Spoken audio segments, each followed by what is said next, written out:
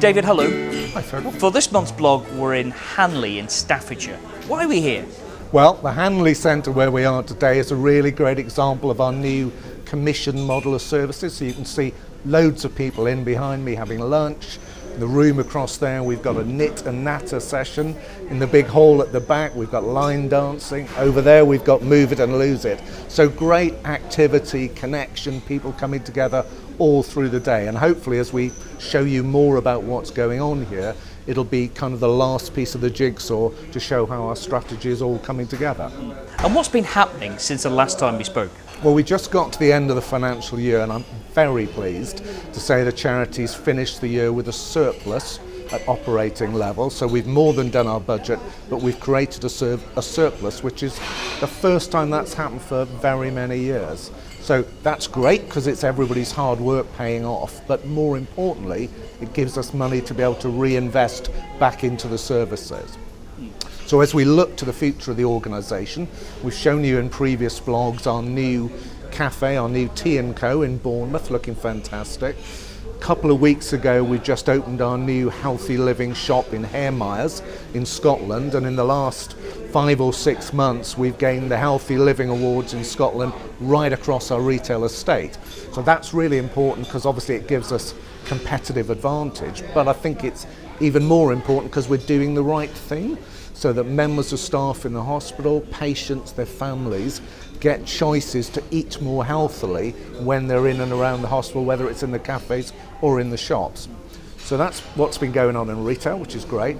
In community, again, we've shown you some of the work from the Test and Learn, Harvey and his folk club up in Hull, and our social action programs enabling volunteers to work in the sheds, amongst other things that you've seen previously. So today we're looking at the way we've developed our commission services and how Hanley provides a really good example of the development of that. So David, why is there a need for a new commissioned offer? Well, we know that over the last few years, local authorities have come under huge pressure with their budgets. It's not that what we do is not needed, in fact it's needed more than ever, but local authorities' ability to commission that is really difficult. So what we've done is to look and say, how can we gather evidence? How can we create slightly newly designed services that keep people fit, healthy, connected, independent, but actually done in a way that saves local authorities money, both in terms of their social care, but also then in terms of the wider health and care system. And it's clear to us that this is working because we're in April at the moment, the end of April.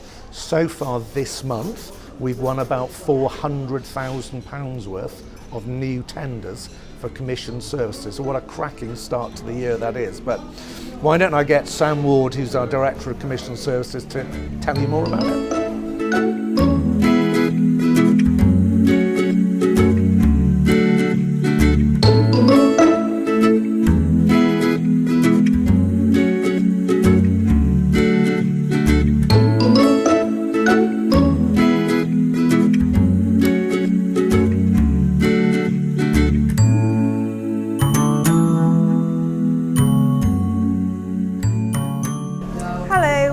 Sam Ward, and I'm Director of Commissioned Services at the Royal Voluntary Service.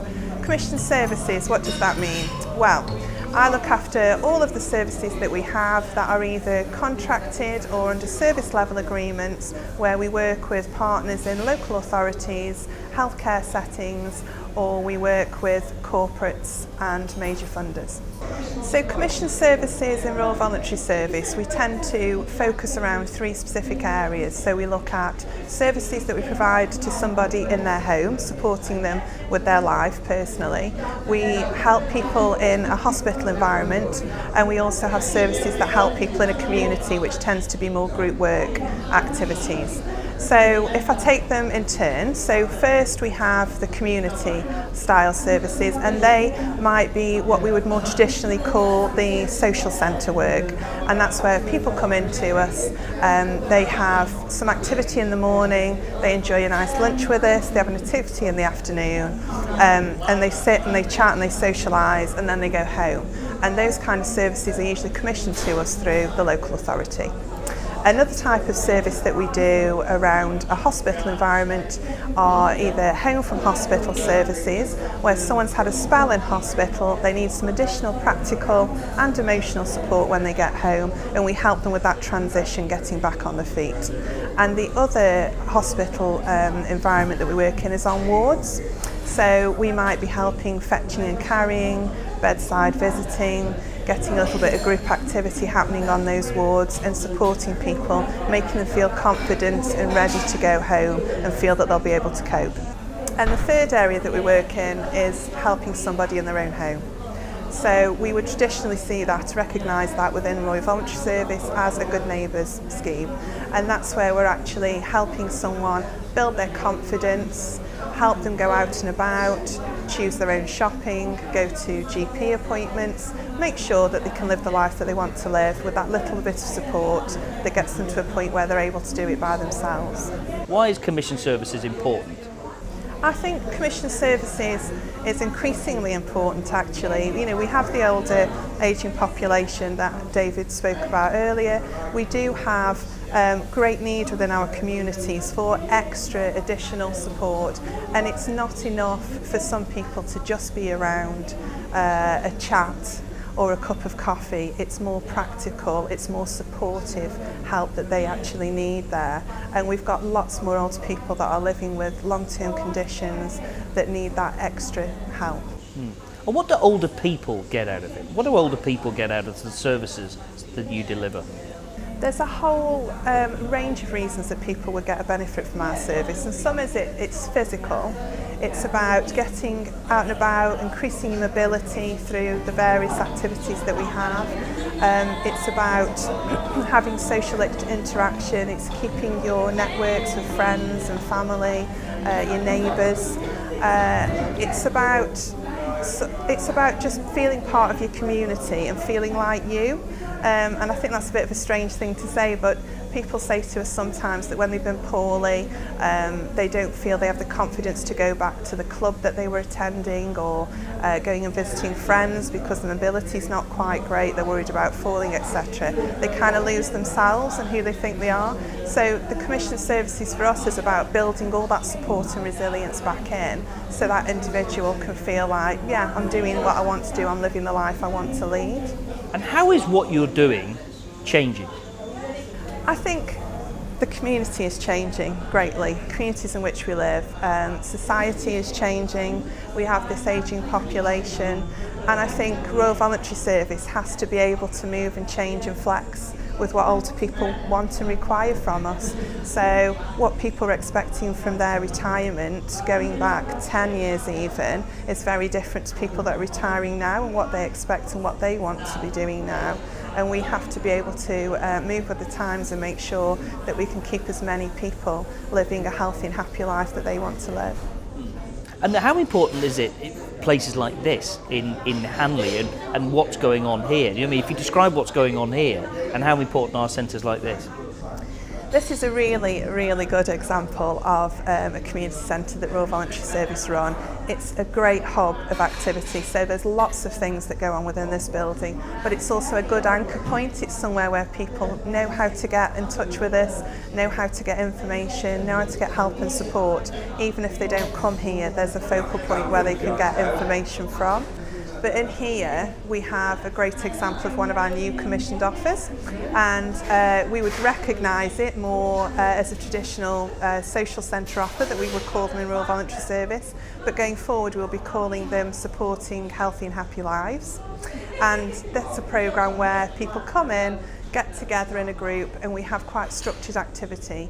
So they can come in, they can have a chat, settle, have a cup of tea. We've got a great partnership now with Move It or Lose It, which is an exercise programme, and it's Move It or Lose It powered by Royal Voluntary Service. So we're working together with another partner agency, and they do a session in the morning for that. So that's really helping with things like mobility, stability, trying to stop that loss of muscle mass, keeping people more stable and able to get around.